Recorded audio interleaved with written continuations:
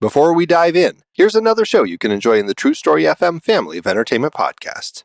Do you like movies? Do you like sports? I've never played that sport on the screen, but I really enjoyed how the movie made me feel. Well then, have we got a show for you. The Adrian Moment is where my friend Ocean and I discuss the triangulation of sports, movies, and life. We dive deep into the movies, discussing how they relate to and have affected our lives. We will talk about why the sport matters to the movie, why you don't have to love the sport to enjoy the movie, and mine a few nuggets of meaning inside the story you may not have realized was really there. After listening to our show, come join us for more conversations about the movies that portray the thrill of victory and the agony of defeat. Find the Adrian Moment podcast on your favorite podcast app and join us while we cover the sports you love and the ones you never think about. You will never see sports or sport movies the same again. Hey, psst. Hey, you see that Snickers over there? If no one's looking, you should just take it. No! Don't listen to him, my son. That would be stealing, and stealing is a sin. Sin Schmin, it's a friggin' Snickers bar. You deserve to have it. Sinning really satisfies you. Repent, my child. Virtue is the only real snack worth savoring. For that candy bar is merely a gateway to nougat damnation. Has this ever happened to you?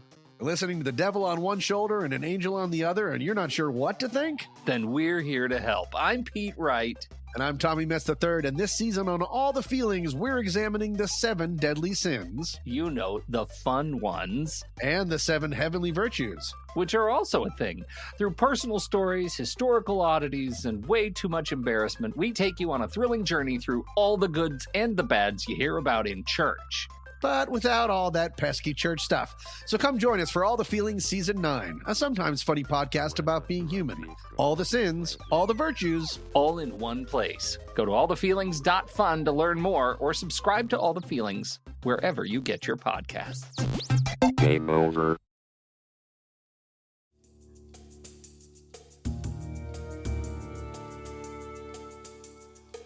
Hello and welcome to this episode of Superhero Ethics.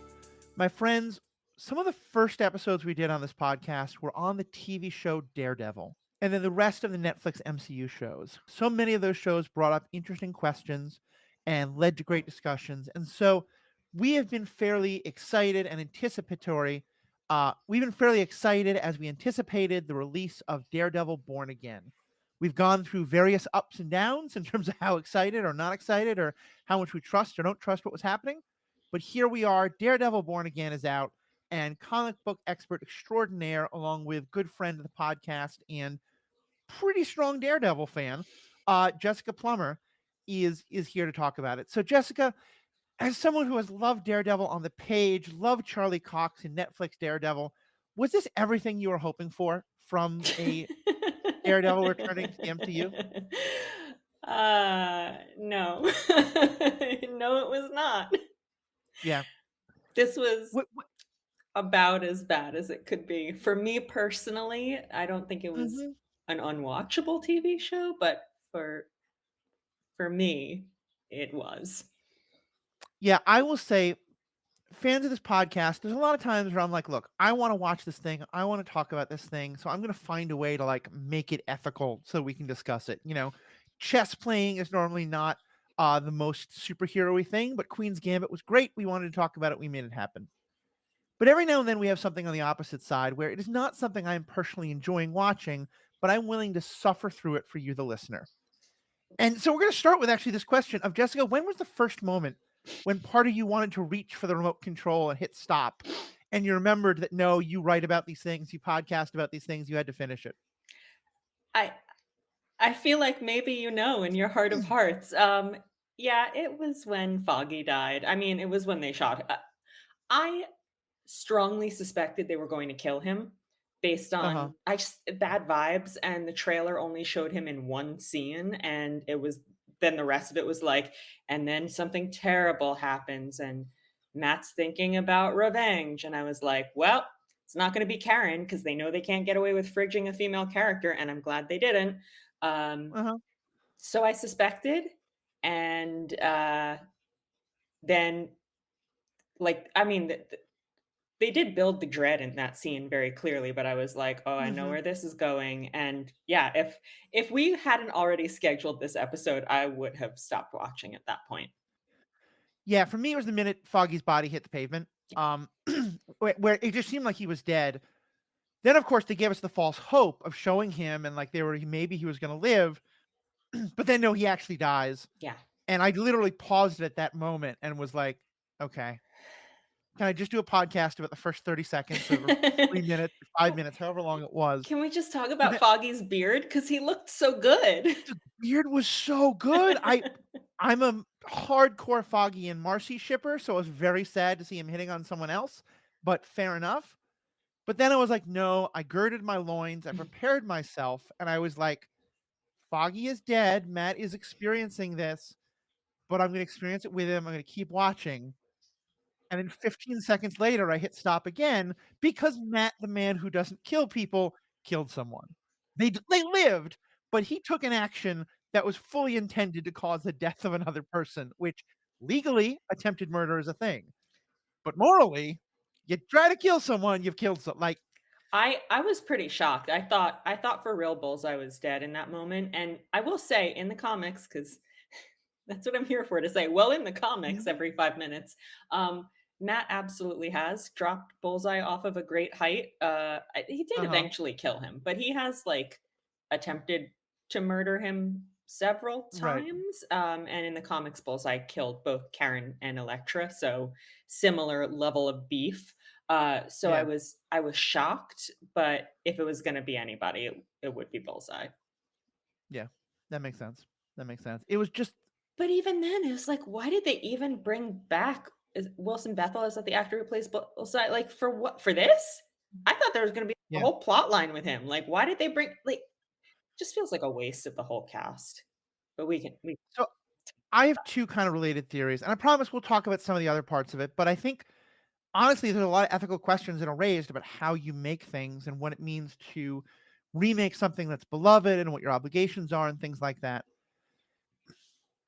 I feel like this feels to me like someone is intentionally trying to be the Zack Snyder of the MCU.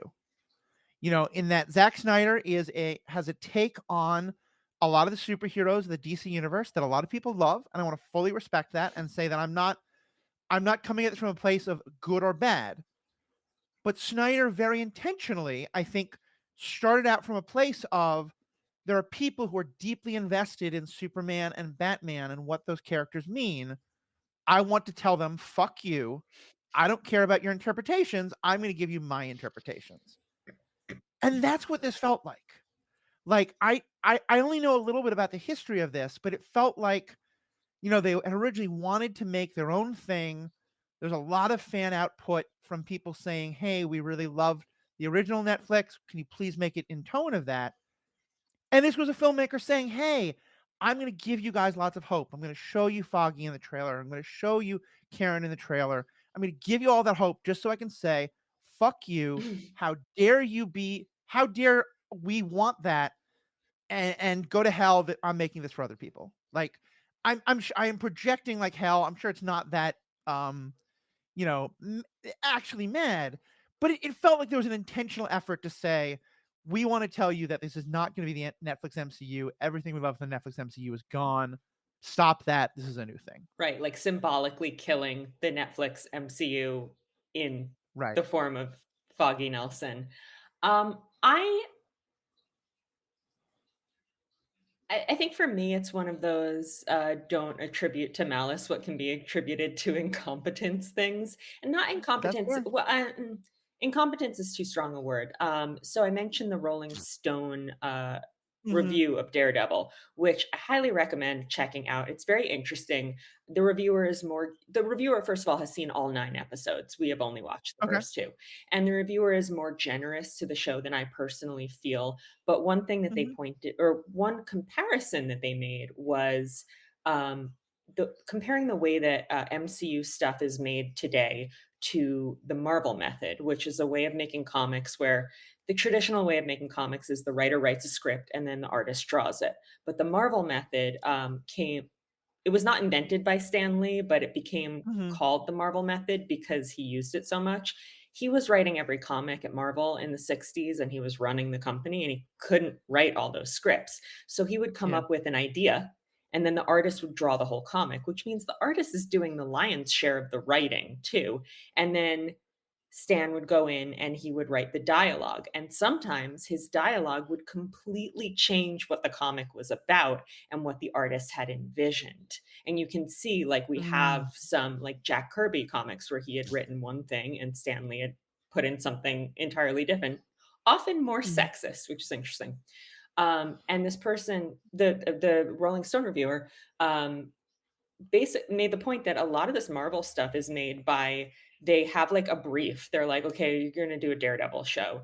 And then they make them, the writers write something and they go away forever. And the directors film it. And then they also go away forever. And Feige and his team like chop it up into whatever they've decided it's going to be. Uh, Huh. and with this show, they had filmed a lot. They had, from what I've read, they had hired new writers, new showrunners, and they were supposed to be going in a different direction that was like lighter in tone and an easier Right. jumping on point for new viewers and more Disney Plus and less Right. Netflix. And More the kind of Daredevil we saw in She-Hulk. yes. And then Feige, I guess, didn't like it. And the decision Mhm. was made to, and maybe it was partially the fan base saying, no, we like the old show. And so the decision was made to scrap the plan so far, reuse some of the Uh-huh. footage, bring back a lot of the old cast. That was when they brought back Eldon Henson. That was when they brought back Deborah Ann Wall. That was when they brought back Ayelet Zur, if I'm pronouncing that right, as Vanessa. They had recast her. And filmed a couple new episodes and chopped up the rest. And so in that article, there's a quote from the new showrunner saying that one, I think 8 and 9 were the only episodes that were made totally with by them, which means that they Uh-huh. are trying to base Matt's arc around the death of his best friend, even though most of the episodes were initially filmed with that not being a true thing that had happened. And so Yeah. it's like making a TV show out of found footage. Like, I just Yeah. it's not That gonna work. that at least helps me feel like it's a little less malicious. Although I do feel like, you could have started out with Foggy's funeral. You could have started out by telling us that Karen is no longer going to be there, bringing the two of those characters on screen and giving us what was the one thing really the Netflix MCU hadn't given us, and of the three of them together, but then breaking them apart again. It, especially because what they then do is recreate, like in the past, the show has been either he's with his two friends doing the legal work, or he's off by himself being a vigilante. Now he's back with a legal partner, with a investigator. It's just two new people who aren't Foggy and anyway. Yeah, so that was the part I think that felt kind of like unnecessarily cruel Yeah, and about it. even like the way that they're handling Kirsten, she is absolutely serving as the Foggy, not just as Matt's legal partner, but she's like the comic relief. She's like the funny, sassy friend who's like, you need to have a healthy, normal life. Like that's Foggy's role. And Mhm. I love Kirsten McDuffie in the comics. She's a wonderful character. I think the show version of her is not nearly as interesting so far. It's not the actress's Yeah. fault. She's doing what she can. Um, but like I mean, Foggy Nelson is my favorite Marvel character. I don't mean my favorite character on Daredevil or my favorite character in the MCU. I mean my favorite Marvel character, like Spider-Man who. Yeah. Um, and just replacing him with here's a different character serving the exact same purpose but not doing it as well because she's just not being as well written. Again, no shade to the actress, no shade to the character. It's shade to the show. Right. And Yeah, and then like you get rid of the Karen character as the investigator. By the way, there's another one hanging around, Jessica Jones. And granted, I will say that like they replaced Karen and Foggy with two people of color, which is helping a thing of the show that was yeah. notably not so great in the past. But there was more of the show beyond those first 5 minutes. I promise people, and we did watch them. But I want to talk about just the one other huge thing that happens because it may sound like what we're talking about is just like we're bitter fans who don't get our favorite toy to play with. For me, that's not what this is about. This was about fundamentally changing the tenor and tone of these characters and doing so in ways that felt like it wasn't respectful to what the original story was. And that's Matt killing someone, or at least distinctly attempting to kill Dex, because one of the major themes of those first three seasons, and also one of the major themes of the Netflix version of the Marvel Comics, the MCU, is that Matt won't kill people, and that he a couple times is tempted, and it comes very close to killing people. But for him, that is a line that he will not cross, and he's doing all in his power to not cross it. And that's the heart of his discussion with Punisher. When Punisher says, when you lock them up, they might get out, but when I put them down, they stay down. That's what Matt is arguing against. And part of him fears that Punisher is right. And so if you had given me a full season of reminding the audience that that's a huge part of who Matt is, and then at the end of this season, Foggy dies, and in a moment of just utter anguish and brokenness, yes, he kills Dex, or at least attempts to. I could have seen it. Like, I'm okay with characters changing a fundamental part of themselves when it is earned. But here, especially because there's no Catholic priest he's going to. Like, yes, Father Landon's dead, but there are other Catholic priests. I mean, his mom, he could go to a nun. He could go to his nun. He could become Jewish. I don't care. Like, he's like, faith has been I mean, such he'd a have big... to kind of work at that. It would take him a while. It's not Well, easy. right, but a rabbi would still you say to a rabbi, I've got faith-based ethical questions, like, hold the knishes. Oh, he's there for boy. you. Right? And I realize it can sound incredibly anti-Semitic. I'm the son of a Jewish family. Please understand that. Anyway, like, yeah, it just talk to me about how you felt when you saw that moment of Daredevil pushing Dex off the roof. I mean, I think you're exactly right that it didn't feel earned. And I have to wonder, like, what the viewing experience is for someone who either did not watch the original show or didn't rewatch season 3 and finish it like on Monday, like we both did, and had it very fresh in their minds. And that's a question I have throughout, because the level of information that they seem to expect viewers to have and the level of question seems really inconsistent. We can talk about that later, but in like a larger way. But if I'm new to the show, or if I'm a casual viewer, like I am not a casual viewer. I rewatched season 1 so much back in 2015 that when I rewatched it to prepare for the new show, I realized I had memorized large chunks of the dialogue. I'm not a casual viewer, but if I were a casual viewer, if I had never seen the show before, I'd be like, who's this guy who just shot Foggy? I don't know who that is. Like, they don't ever explain who he is. He's just a guy who shows up. They show a close up of his glove with a bullseye on it, and that's like Right. even his face is not shown. At no point do they explain his history with Matt. In fact, at no point do they explain for even viewers like us who are very familiar with the show why he killed Foggy. Like, how does he know that Matt cares? Because I don't think he knows Matt's secret. I can't remember. And I literally just watched season 3 a few days ago, and I can't remember. Yeah.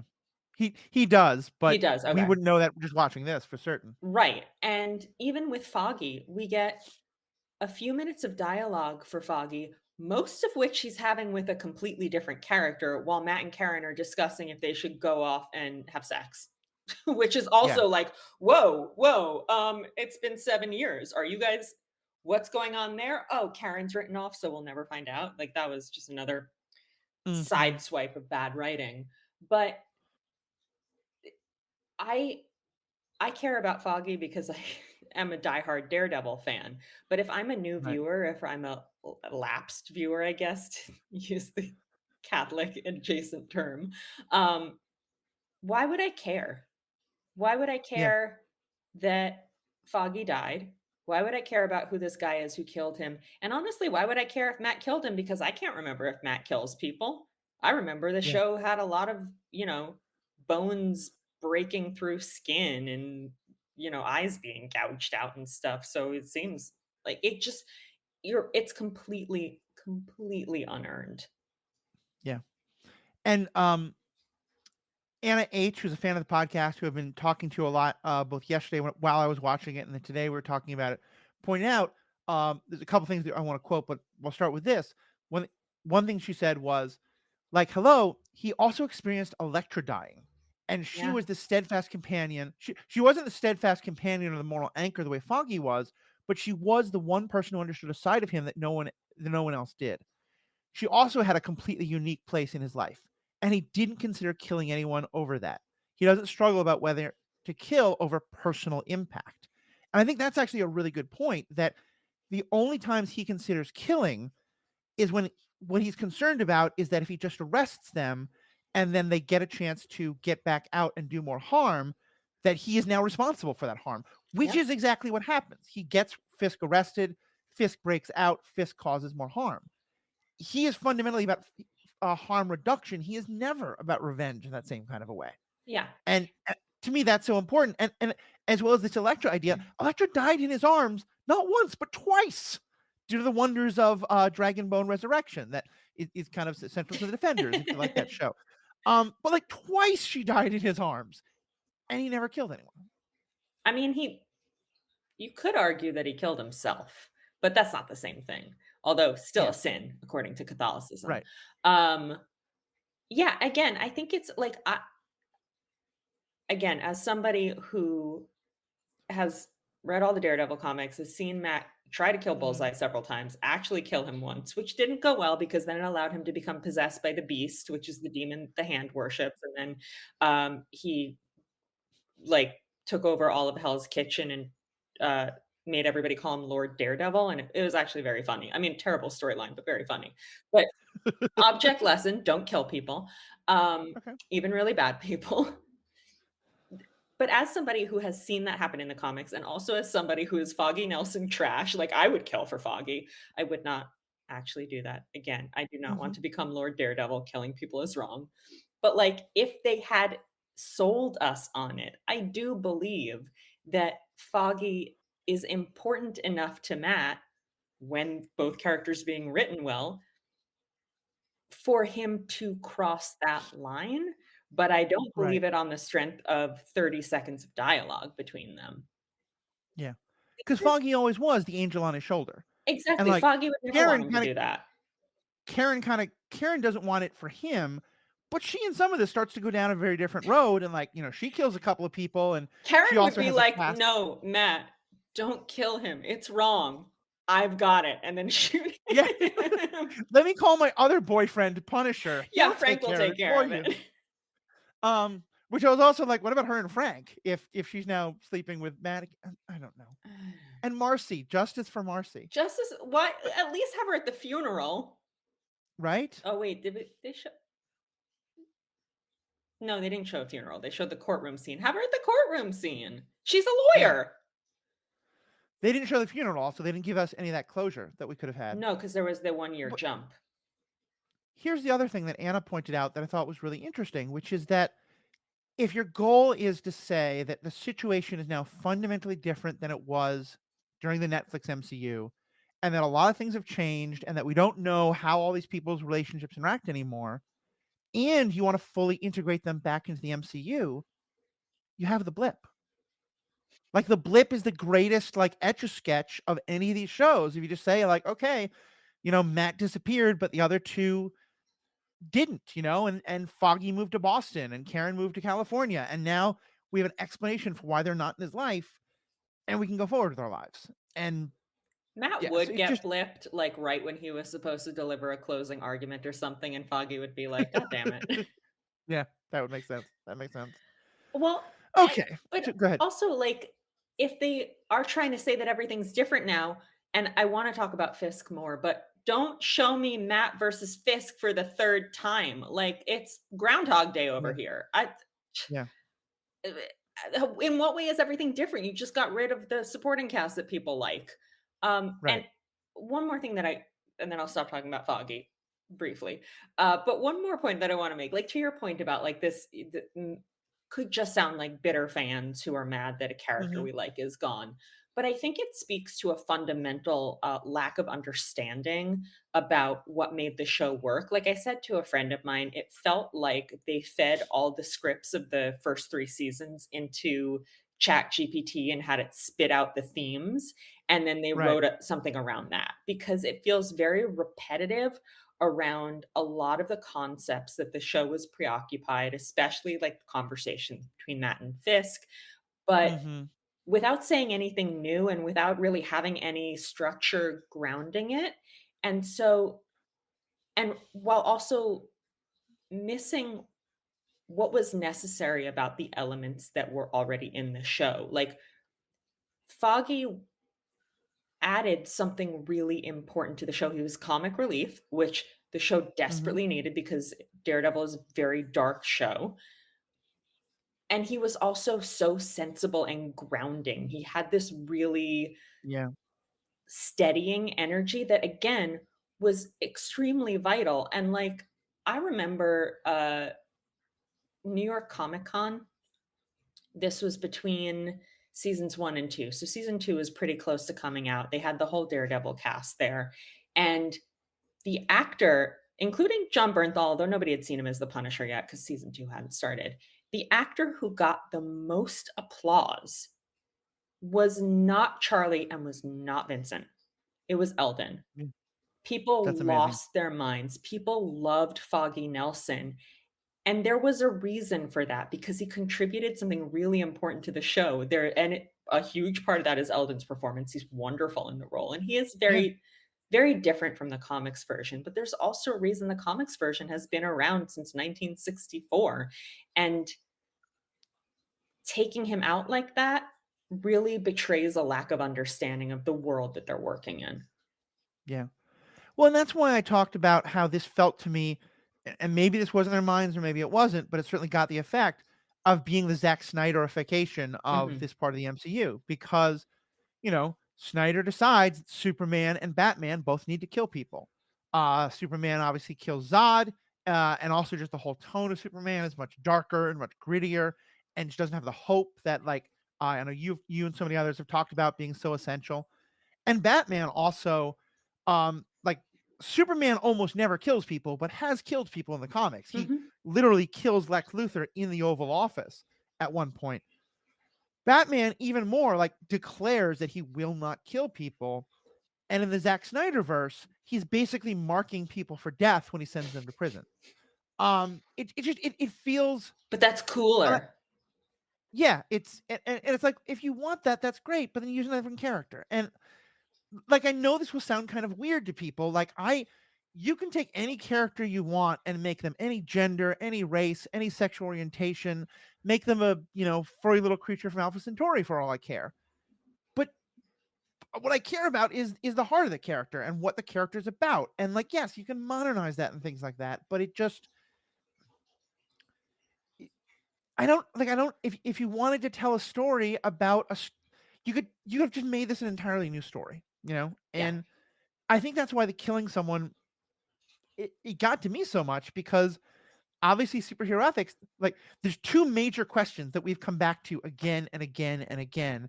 One of which is the limits of violence and to what extent is non-lethal violence a possibility and when is taking the law into your own hands too much? And then the other part of it is the vigilantism of it all, which you've been on to discuss a number of times. We just did a bonus member episode about that. And surprise, surprise, it comes up as a question in this show. So let's keep moving forward. We'll get to the vigilantism of it all in a bit. We'll get to And minute 6 of this episode. the fact that the words that we heard Charlie Cox say his mystical amulet, which also That was my pained favorite line. I loved that. It made me so pained happy. pained my soul because this has so far been one of the most grounded non-superhero, non-superpowery mystical mumbo jumbo nonsense kind of thing. Listen, if the But guy's got a mystical amulet, there's nothing Matt can do about that. well, fair enough. Fair enough. He can sue him. But let's talk about the Wilson Fisk of it all. I know that I'm a little bit more of a Wilson Fisk lover than you are, but we both have a healthy respect for this character. As you sent me a text message, he did not cook an omelet throughout this entire episode. But he ate some eggs. He ate eggs, but we didn't watch him cook one, No, we didn't watch him cook which one. I think was a specific challenge you'd put forward. He cooked at least 5 in the old show, which is 1 2/3 of an omelet per season, and I just think that's too many omelets. Yeah, that's fair. That's fair. As someone who doesn't like omelets, like, it just I got the point. You sent me also the honest trailers for Daredevil that shows just how many white surfaces that look like a white stucco wall from an early New York City apartment he looks at, and the answer is many.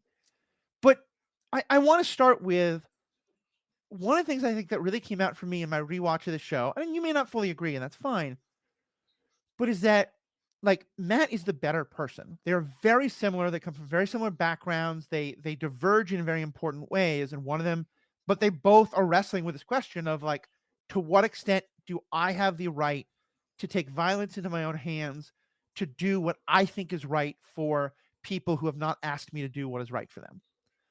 I wouldn't And say Fisk is wrestling with that question. I think he's well, come yes, to that's a fair. decision.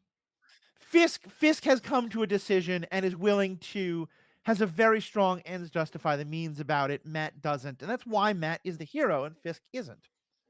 But one of the things that they set up is that while a lot of people are probably not going to be terribly sad to have Charlie Cox in their bed, even for only one night, that Matt is not the world's best boyfriend.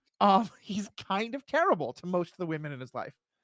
And Fisk, on the other hand, we only see him show romantic interest in one woman through the entire thing.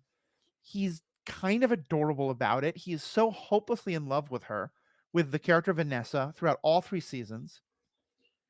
And so I found the idea of him and Vanessa going to therapy because their relationship doesn't work anymore. It again, it just felt like you're like, yes, showing more relationships in therapy, really important. Showing that the kind of conflicts that any two romantic partners can have when there's professional conflicts as well as romantic conflicts and abandonment issues, like, all of that is great to show in a relationship. But let me have the Wilson Fisk, who the only thing he does right in his world is that he worships the ground this woman walks on and treats her like spun gold. I don't know. It just felt like I'm no longer watching Wilson Fisk. If you're giving me another character, just give me another character. What did you think about that plot line and specifically seeing them in therapy together? I mean, I did laugh out loud when I realized what was happening because it was like, okay, I guess this is what's happening. But it felt very much like another instance of not understanding what people liked about the show because you're like Mhm. everything you said is right. I'm not a big Fisk fan because I typically just don't care about or for villains, but his most likable and redemptive and interesting quality is the Mhm. purity of his love for Vanessa, which I mean remains like that absolutely. Yeah. Like it also is very much like it's so far we've only seen 2 episodes and only no, I guess they both touched on it. Um they're both pretty much blaming her for all the problems, which Yeah. don't know Well, no, where. he did abandon her for a long period of time, which obviously is, like, in part because he got shot in the eye by Echo and, like, he went to Oklahoma during the Echo show, and they kinda Which name dropped that a little bit, but barely. that's And enough. and again, Let's stick a pin in that because I do want to talk, like I said, about what we're supposed to know and not know, and what's reasonable to expect your audience to know. Because I didn't watch Echo, and I was like, okay, yeah. but s- it's like they could pull it out, but right now it feels like it's going in a pretty sexist direction of like he's so Mhm. loyal and he loves her so much, and she's a big old slut who slept with this random guy, which I don't like at all, especially if it's like Interesting. it's very much timed with like her. I mean, you said the last time we spoke you really wanted to see her step into her own as more of a crime boss, which Yeah. absolutely happens, but it's at the cost of her being she's never a good person, but it's at the cost of like her being a loyal partner, it seems like. And there's this Mm. dichotomy again. I don't wanna say this is what they're doing without seeing the whole show, which I'm not going to do, but it does seem like it could be hinting at, like, you can either be a loyal wife or you can be a competent businesswoman, but you can't be both, which, oh, what decade are we in? I mean, what year was Wonder Woman 2 made in? Because we're in that Ugh, but oof. yeah. Ladies, you can't have it all. Nope, nope. And also, please don't like reincarnate your ex-lover into someone else's body and then have sex with that body. Anyway, we're not talking about Wonder Oh, Woman I 2 was right like, now. wow, I missed something in episode 2. Wonder Woman. Got it. Wonder Yeah, Woman, right. don't do that. It's creepy. And don't waste Pedro Pascal. He's so beautiful. But anyway, moving along. I think he makes really good points. Although it's honest, it's funny. I had a very different interpretation of what was going on there. I thought it was Fisk is threatened that she seemed to do so well in his absence and not need him. And she feels like she just doesn't have this affection for him anymore, in part because he's now kind of coming, because part of what we saw is that she's totally in control. She's running this meeting, but then he comes in and like everything stops. And, I think that is like, that's a story we've seen before where it's a lot Yeah. about the man like has gone away for a while, comes back. The woman is really running things well. And the guy doesn't like that. So I'll be, Well, and also I'm not going to watch it either, but fans tell me what happens because Yeah, I thought I'll it was read more Fisk to recaps. blame. Yeah. Well, and also it's not even consistent because he comes back and he's like, I'm going to run for mayor. And so we can't do crimes anymore. Everything has to be totally above board. And she seems pissed about that because she was good at crimes and she was having fun doing crimes. And Right. I guess fair enough. I don't know whose side to be on there. But then he Yeah. immediately just starts doing crimes again. He's like threatening the police commissioner by stalking his kid. So Yeah. what are you that was the previous episode. Like, come on. Which, okay, I want to get back to Fisk in a minute, but let's talk about the cops of it all for 1 second. Oh, God. Because one thing we started with is some deep, deep sympathy for our loyal boys in blue, which, as someone who was a teenager under Giuliani's New York, and with the deepest of respect, Jessica, I have a sense that I had perhaps a little more of an adventurous childhood than you did when it came to being chased by and occasionally not having good interactions with the New York City Police Department, especially on behalf of my black friends who were treated very badly. I am fairly anti-cop, but especially anti-NYPD. And I wouldn't, like, between Karen, Foggy, and Matt, wouldn't at least one of them be pretty ACAB by now?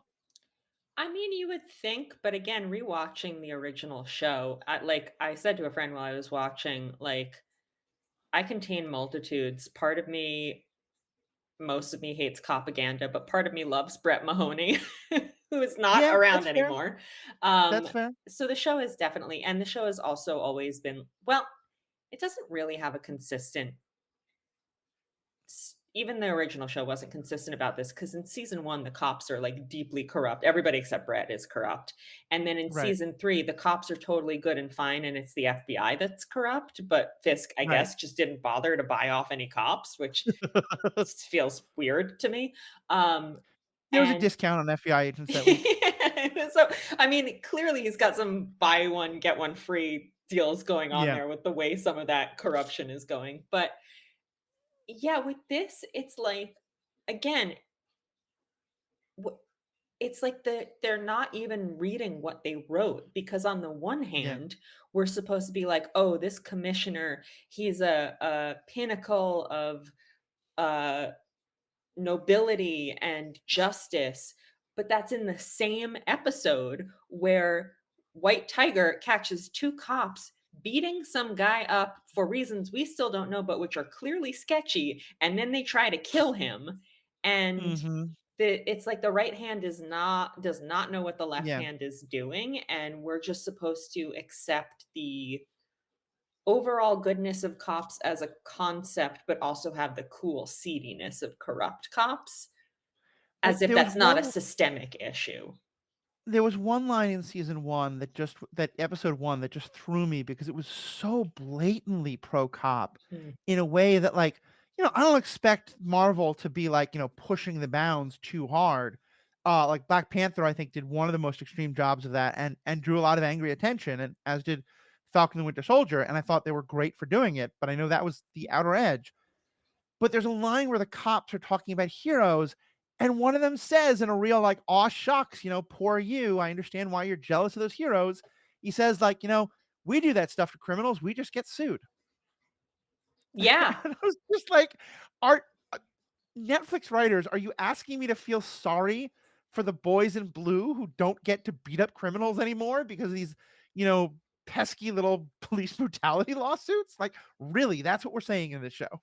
Well, and also, and this incorporates the propaganda, but also like the larger problems with Fisk and the whole like ripped from the headlines approach of this version of the show, which is the storyline that they're telling with Fisk becoming mayor.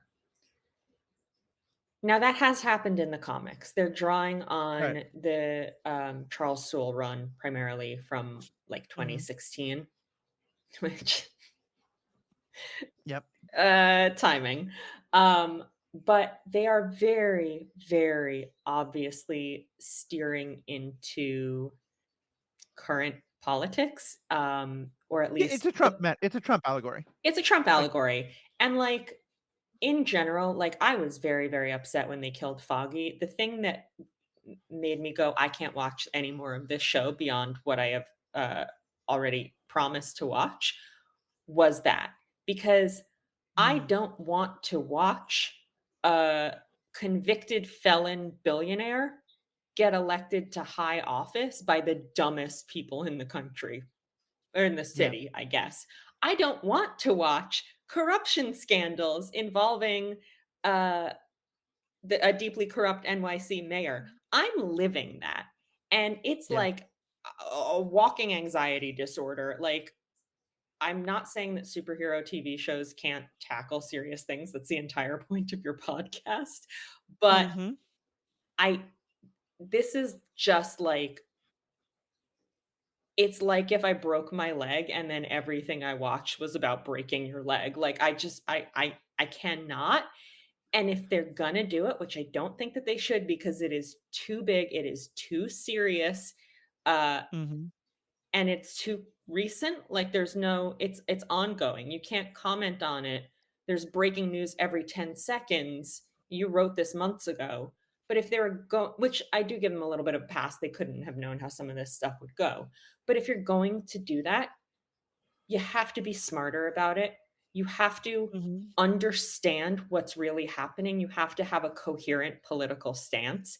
And one of the things that really struck me was over and over and over again, especially in the like BB Uric segments, they keep talking about how crime is up, crime is on the rise. There's so much crime. Oh my God, all the crime, all the crime.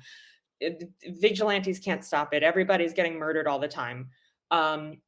Just today, I saw a stat that major crimes in New York City are down 15%. Yep. Overall, violent crime has been trending down in New York and across the country for a long time. Claiming that crime is up and that Venezuelan gangs are eating your dogs or whatever are right wing lies and right wing propaganda. And you can't like lambast these right wing figures. Eric Adams is not a Democrat. You cannot Mhm. lambast these figures by using their own propaganda as your world building, as like a thing that is just accepted as fact, because Yeah. then your position is completely incoherent. One of the things that they show, which I was both like, this is eerily like predictive, and that this is probably written long before Trump started doing these things, although he certainly was talking about them, is that one of the things that a lot of this right wing stuff is like, let's get rid of the bureaucracy and just get things done. Oh And there's God, a scene where yes, there's a like big pothole and it was like everyone's backed up Trump in traffic. propaganda. Like, It was 100 well, and it was 100% Trump. Well, and and and so he just says, "Screw the bureaucracy. We're just going to fix it now." And I don't think it is intentional Trump propaganda because I do think that's going to come back to haunt him. Like I am almost positive, yes, and yes. maybe I'm giving the writers too much credit, that there's going to be some version of it turns out that There they was a filled the hole child in a in that bad way. hole. Yeah. There's a child in that hole. There's a water main that's going to break, like whatever it is. Yeah. There's a plane that's going to crash because they fired some FAA people. Oh, wait, I'm sorry. I'm mixing up the two things. Um, but still, it was just like, yeah, that is exactly what Trump does. But first of all, and granted, you're living it more, and so you That's can maybe exactly what I'm Trump giving. says he's going to do. I have yet to see a problem that man has fixed. Also true. Also true. He fixed the fact that I'm lonely sometimes because a lot of people are moving to my blue state of Minnesota because they're not safe in their own homes. Um, Uh, but I will say, as a New Yorker, like, yes, Eric Adams is bad, but like, we reject, like, Trump had to take his name Trump off his buildings in New York City. I'm kind of 'cause offended too on many behalf of New people were Yorkers. peeing on it. So I'm kind of a little offended on behalf of New York City voters at the idea that we would elect this guy in what is also one of the shortest election campaigns ever known, because somehow the entire election campaign happens between between Matt being set up on a blind date and Matt actually going on a real date with that person. So that's either Matt is very slow to text someone back, or it's a very fast election campaign. He's Either still way, hung up on Karen.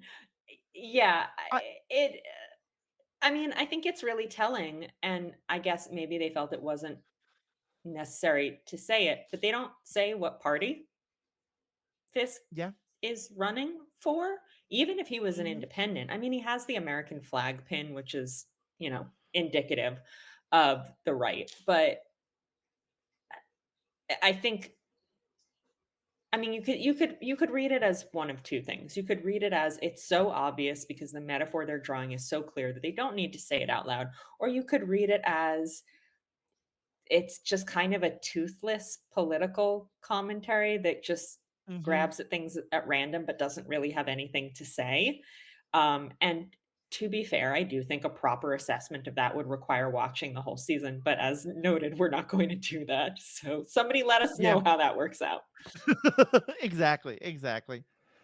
Um, and so let's just talk about the Matt and Fisk of it all, because they have this meeting in a diner, which, and again, here's where I don't know how much of the Netflix MCU is or is not canon, because they act like they're kind of like, buddy rivals. Like, they clearly want to take each other down, but they're sort of like, I'll admit I do kind of enjoy our sparring matches like this, and Matt's like, yes, I guess I do too. And they're just kind of gently warning each other, like, what in the world was happening in that scene? It makes no sense. And again, it's like one of those things where I don't know what I'm supposed to know from the old shows and the Fisk's other appearances and Mhm. like because the one thing that because I didn't watch Hawkeye and I didn't watch Echo, so Okay. the show expects you to remember pretty not obscure characters, but like you're supposed to remember who Ben Urich is and what happened to him when Fisk is like, I knew him. It's like, yeah, you strangled him with your bare hands. But Right. at no point does anybody say, like, I can't believe he's running for mayor. Matt, you sent him to jail twice.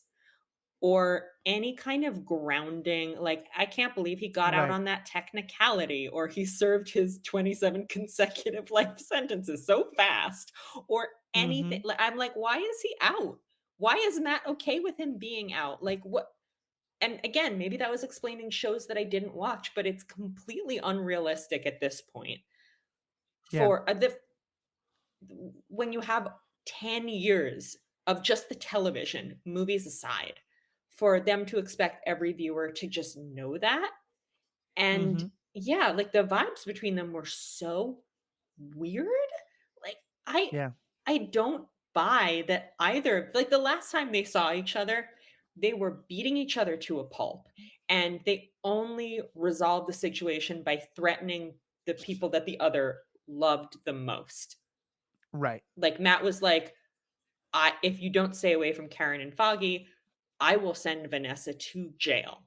And Fisk Right. was like, I will not murder your two closest friends if you leave my wife out of jail.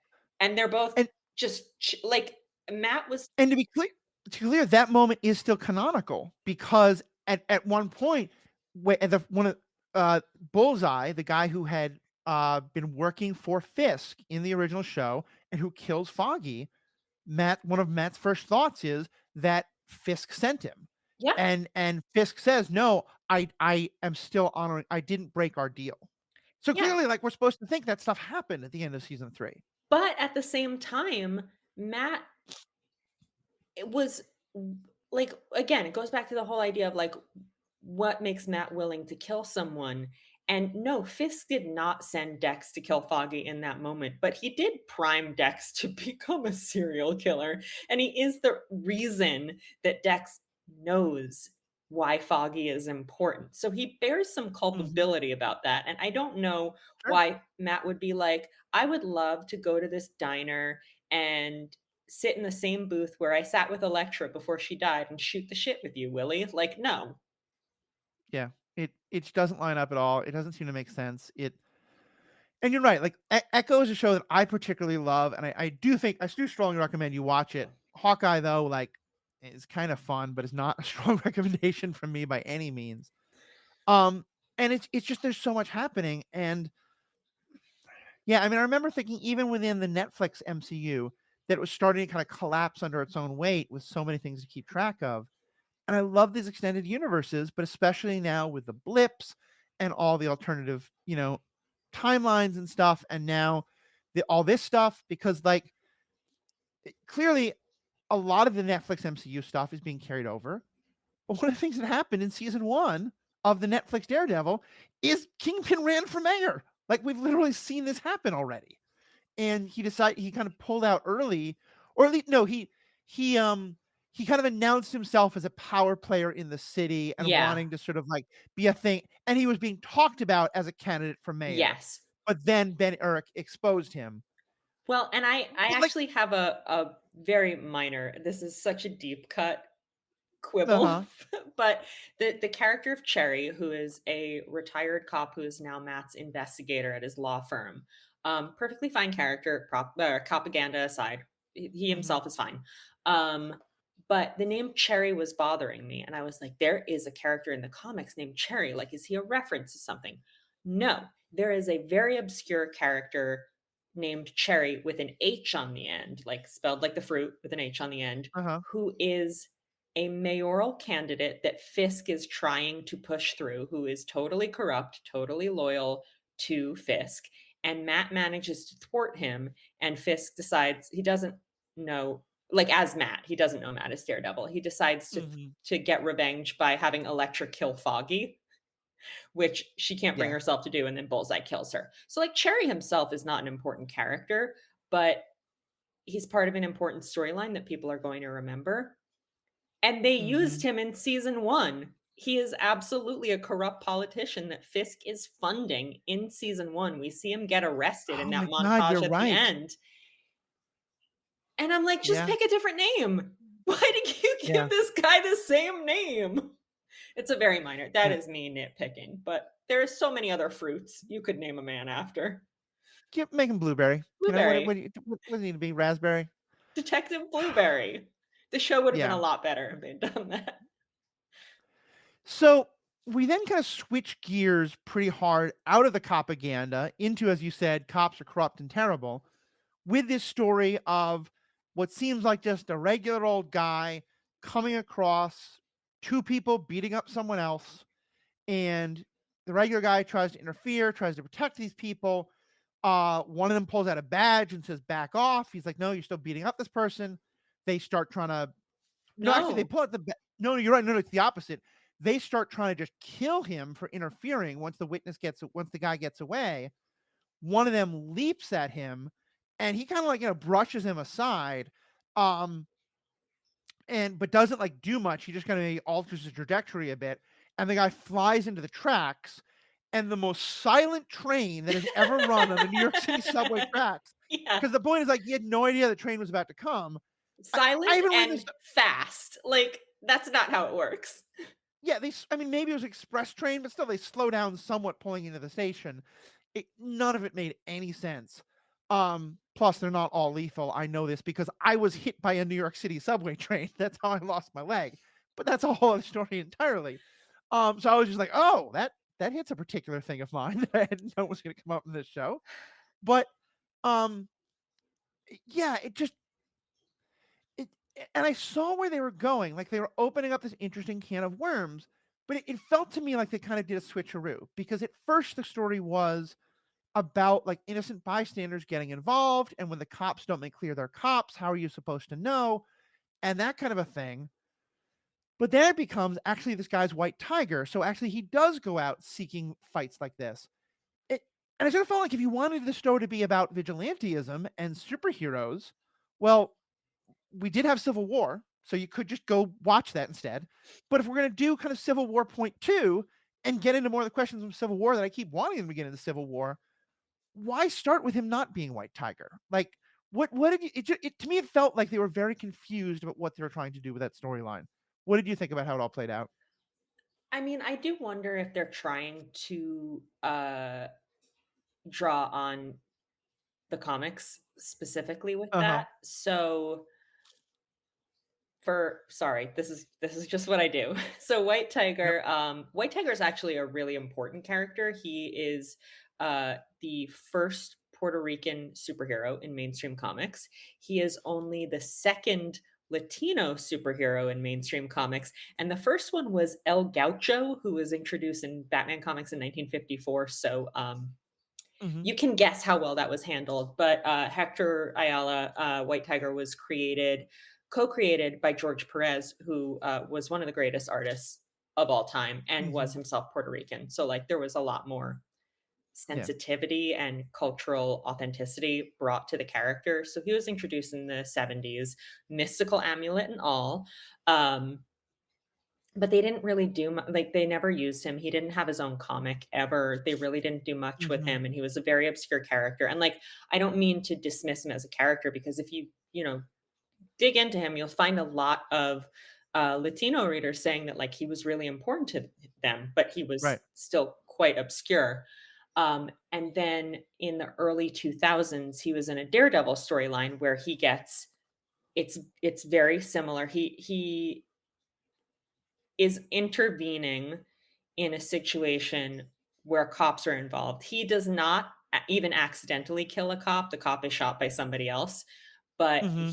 I think it's a cop, but he gets arrested. Matt is defending him. Um, and spoiler for this 25-year-old comic, not the show. I don't know what is going to happen. But in the comic, the trial is going against him, and he freaks out and runs out of the courthouse and is shot to death by cops trying to escape. And that's the end of the first Latino, or the first Puerto Rican character superhero in comics, first Latino superhero in Marvel. Not great. Not great. I'm a little Uh, concerned. I'm hoping the show is smart enough to subvert that the way that they subverted a lot of the bad stuff that happens to Karen in the comics. Um, yeah. I will also say there have been several other White Tigers after that. They're all Latino, Latina, like they're all great Mm-hmm. characters. So the legacy continues.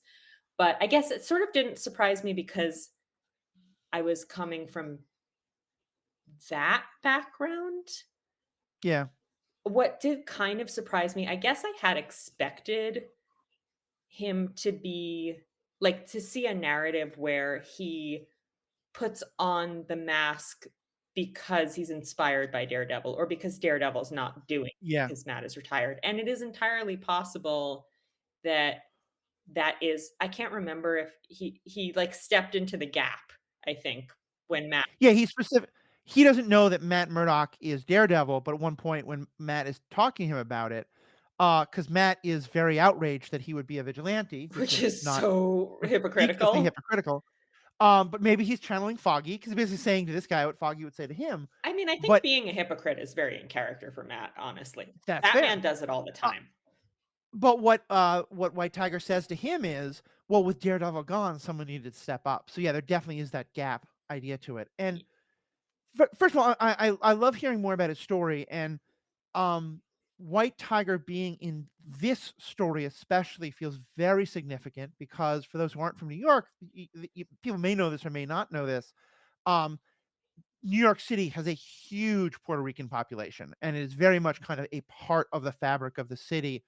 Um, a lot of people, the Puerto Ricans who moved to New York City. Calling them immigrants is not really accurate because they are American citizens even before they move, but they've certainly like moved, immigrated within the country, but often refer to themselves as New Yorkicans, like combining the words of New York and Puerto Rico. And it's just a huge part of the city. And so putting him in the show that is so focused on New York City feels really right. But yeah, I think part of what threw me and part of what, like, I think there are stories to tell that are related to the conflict from Civil War, but are not quite the same. But at one point in the mayoral discussion, Fisk says, like, we don't need all these vigilantes running around and he mentions like a Spider Boy or something like that, and he mentions Daredevil, Which but he felt so clearly mentions weird. Spider-Man, which we're going to talk about the weird sort of Spider-Man powers that Daredevil has in the bonus section. But yeah, it felt like they weren't sure if they wanted to make this about vigilantism versus about superpowers. And I think they're going more towards vigilantism, which I think is actually in some ways the more interesting question that Civil War didn't get into as much as they wanted to. But yeah, like, do you see that connection at all? Or does it feel like a totally separate thing? How do you think about those two? Yeah, I mean, not to open up the Civil War can of worms, but yeah, registering people with superpowers is just bigotry. Registering vigilantes is, Right. I mean, it's eradicating the idea of vigilantism because if you're registered. Anyway, um, yeah, I mean, well, again, it's one of those things that I don't think the show has thought through very much because Yeah. Fisk is taking a stand against vigilantes and vigilantism. And the Spider-Man reference feels very weird because it feels like I know Matt and Peter have interacted in the movie, but it just feels like he's in a different part of the MCU. And I'm like, Yeah. he doesn't even go here. Like, you don't know about him, even though obviously they do. Yeah. But the, Fisk is complaining about vigilantes because one of them sent him to jail twice and one of them shot him in the face. Like, Mm-hmm. we're supposed to take his arguments as being inherently wrong because Right. we know his selfish reasons for saying them. He wants to get rid of vigilantes because vigilantes stop him from doing crimes, and because our hero is a vigilante and we know what side we're supposed to be on. But I feel like that very simplistic take on things is not something we would have seen in the original Netflix show because it was very concerned with the Yeah. ethics of vigilantism. And when a situation is bad enough that vigilantism is actually required, and like, again, going back to the Foggy thing, like, he was a really important character because he made an argument around that. Like, he represented one side of that argument, which, like, Kirsten may be the new Foggy, but all she talks about is Matt's love life, so like, she's not given, we don't Right. know her legal or ethical opinions because she's not as well-rounded of a character. Um, I mean, to be fair, after 2 episodes, give her time.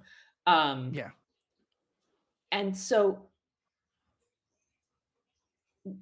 by Fisk saying we have to eradicate vigilantes, vigilantes are bad, then it's like, well, okay, then vigilantes must be good. But, oh, these poor cops, they're so sad, but also cops are bad. Like, why do we But need also the one person standing up to Fisk is the cop is a commissioner. cop. Like, why do we need vigilantes? And they also keep saying, "Oh, there's so much crime," but they don't show any street crime. Like, Yeah. all the crime that's committed is by the mayor and some cops. Like, Mm-hmm. it's just not a coherent argument. Yeah. I mean, I think that's maybe the best way to describe the show is it just isn't coherent, and I want to quote one more thing from Anna H. Just kind of going back to where we started. She wrote that episode 1 felt literally hostile, genuinely just pulling from the old show only to use it as the paradigm that is shifting for the new story feels terribly unnecessary. And on top of that, they did it badly. One of the worst executions of a TV show I've seen. Setting aside my feelings about the way they treated the previous series, it was also a really unfair setup for the new series. Um, and yeah, it just feels like they had so many the what you were just saying about the idea that it felt like they were being pulled in 8 different directions and changed things makes a lot of sense. And it allows me to think this is less malicious than, as you said, it's probably more incompetence. And it's unfortunate that it's becoming very on brand right now because I have not seen the new Captain America movie for a number of reasons, but I know that one of the things that happened in it is that originally it was made with a Israeli character, a character who was directly tied to the Mossad as a major character. That because of all the political stuff that's been happening in Gaza the last couple years, that they decided to cut that character way back for understandable reasons. But they wound up still like leaving the character in enough that a lot of folks, I think rightly, are not wanting to see Israeli propaganda, and but also by cutting out so much of her, making the plot feel fairly incoherent, because it was just the whole thing was a mess. And it, like for different reasons, but it feels like kind of the same thing is happening here. And I just I think they need to at some point decide to like just give a creator some parameters, but then let the creator like tape the whole thing from beginning to end, because this is just not working. There's a difference between a collaborative creative process and creating by committee. And Yeah. like movies and television, like I do not believe in the auteur theory. I think everything is collaborative or should be collaborative, but Mm-hmm. there's a difference between having a few people with a vision and just generating a bunch of footage for executives to cut up in the most profitable way. Yeah, I think it's really true. Well, on this cheery note, we will talk about a more fun part of the show in just a minute for the member section. Of course, you can become a member for only $5 a month, $55 a year. But not only do you get our great content, Jessica is a creator of content in so many places. Jessica, where can they find your stuff? So I write a lot about comics on bookriot.com. In a couple of weeks, there will actually be an article on the site where I recommend comics that you can read if you're watching the new Daredevil show, or if perhaps you have decided to not continue watching the new Daredevil show and you would like to read comics that are better. It can also serve that purpose. Yep. Yeah, so that's the best place to find me. I also have a short story in the Arthurian retellings anthology, Swordstone Table, available wherever books are sold. Yeah, please go check those things out. We will have a link in the show notes to how to get copies of that book through local bookstore network. That is fantastic. Check out the articles. There's great stuff. As I've told you before, one of my favorites is you documenting the various costumes over the years of Squirrel Girl, a character who I knew almost nothing about, but I'm now really excited to see on screen, specifically because of you. So She's the best. definitely check out. We'll have more on all of this. We'll have more on Matt and his weird new powers in this show in just a few moments for the members. For everybody else, thank you so much. May the force be with you.